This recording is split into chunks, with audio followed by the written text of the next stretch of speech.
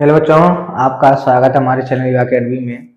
आज का जो हमारा बेटा प्रश्न है लाभ और हानि की टॉपिक का एक क्वेश्चन है, जिसमें लिखा गया है कि एक कुर्सी को जब 165 रुपए में बेचने से 10% का लाभ होता है तो कुर्सी का क्रय मूल्य ज्ञात कीजिए।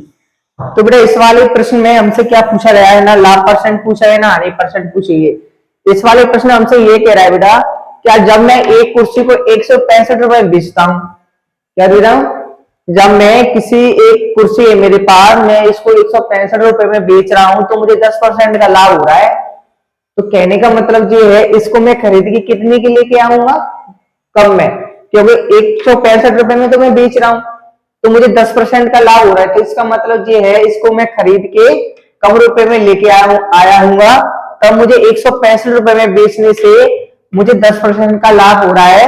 तो उस वस्तु का मुझे क्या निकालना है, उस वाली कुर्सी का क्रय मूल्य ज्ञात करना है जो मैं कुर्सी कितने रुपए में खरीद के लाया। ठीक है बेटा, जैसे कि मैं एक एग्जांपल दूंगा आपको। जैसे मेरे पास एक कुर्सी है तो मैंने 165 रुपए में किसी को बेच रहा हूं तो मुझे 10% का लाभ हो रहा है। तो आप कुर्सी का क्रय मूल्य ज्ञात करना है कि मैंने कुर्सी जो कितने रुपए में खरीदी उसका मुझे निकालना है। तो देखिए बेटा कैसे करना है। तो सबसे पहले बेचना, तो ये आपके पास बेटा जो मान है, आपके पास बेटा जो मान है विक्रय मूल्य का, विक्रय मूल्य हमारा दिया है कुर्सी का जो विक्रय मूल्य है, विक्रय मूल्य कितना है बेटा आपका पास 165 रुपए दिया है। कितना परसेंट लाभ हो रहा है हमें, लाभ परसेंट का भी मान दिया है, लाभ परसेंट हो रहा है हमें कितना 10%। निकालना है क्या है बेटा, उस वस्तु कुर्सी जो है उसका क्रय मूल्य कितना है वो चीज निकालनी है।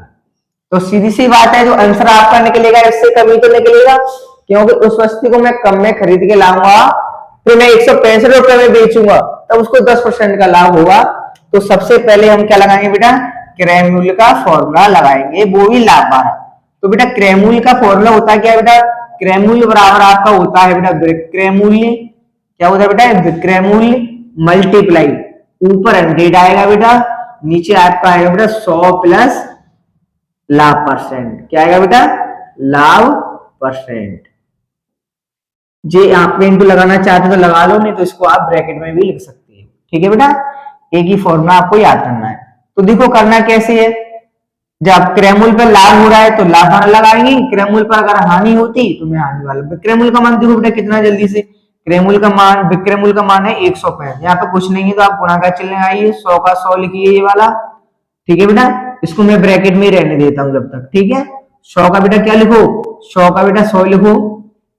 अब देखना 100 का 100 आएगा नीचे भी, प्लस लाभ परसेंट कितना हो रहा है 10% का, नीचे जरा सॉल्व करेंगे तो बेटा 165 मल्टीप्लाई 100 का 100 ही रहने दो। ठीक है बेटा, इन दोनों को जोड़ेंगे तो बेटा कितना आएगा आपका 110 आएगा सर, कितना आएगा 110।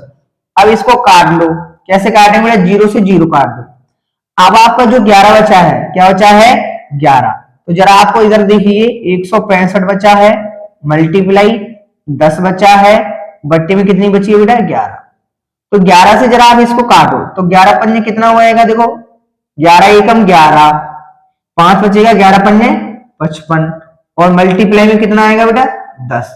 15 का 10 में जरा आप मल्टीप्लाई करोगे तो आपका बेटा जो क्रय मूल्य आएगा कितना आएगा, देखो बच्चों बेटा सही बच्चे, तो सर आपका जो क्रय मूल्य आएगा 15 में 10 में गुणा कर दो तो 15 ढाई कितना होता है 150।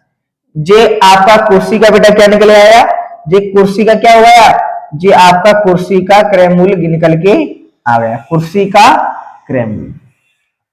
तो सीधी सी बात है, हमने कुर्सी 150 रुपए में खरीदी थी, हम 165 रुपए में बेच रहे थे, इसलिए हमें 10% का लाभ हो रहा था। तो कुर्सी का बेटा क्रय मूल्य क्या निकल के आया। अगर क्रय मूल्य हमें ज्ञात करना है और हमें लाभ परसेंट पर किसी वस्तु को बेच रहे हो, हमें क्रय मूल्य ज्ञात करना है, तो आप जो वाला फॉर्मूला लगाओगे। ठीक है बेटा, सही बच्चों को सवाल समझ में आया होगा। अगर आपको हमारी अगर वीडियो पसंद आती है तो लाइक जरूर करें। Thank you.